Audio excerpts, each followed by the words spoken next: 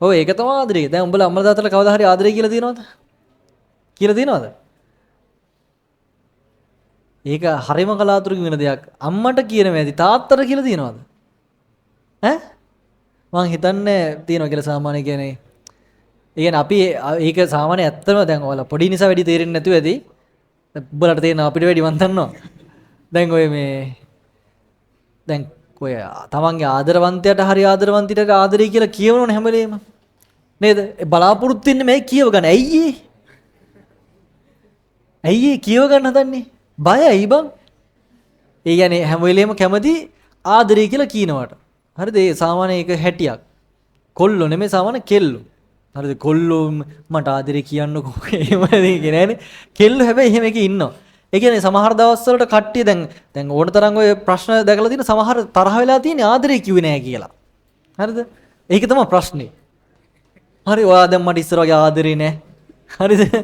ඔහොම එක එක ප්‍රශ්න දැන් ඔය තියෙන්නේ හරිද? දැන් නිකන් බලන්න.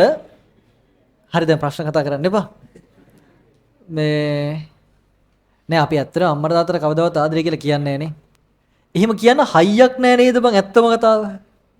නෑ ඒක නිකන් හිතලා බලන්නකෝ. ඔයාට පුළුවන් ද කියලා තාත්තට ඉස්සරහ තාත්තේ මං ඔයාට ආදරේ කියලා කියන්න. එච්චර මම නම් හිතන්නේ ඒක හයියක් නෑ වගේ. අම්මට කියන්න පුළුවන්. ඒක නිකන් ඒක නිකන් මම දන්නේ ඒක පුදුම දෙයක් බං නිකන් බලහල්ලකෝ. කෙල්ලෙට ආදරේ කියලා කියන්න පුළුවන් මං ඔයාට ආදරේ. හරි මං ඔයාට කැමතියි. හැබැයි අම්මට තාත්තා ගාවට ගිහලා එහෙම කවදාවත් කියන්න බෑ.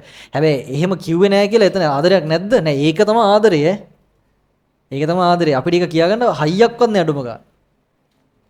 ඒක වෙනම දෙයක් හොඳයි.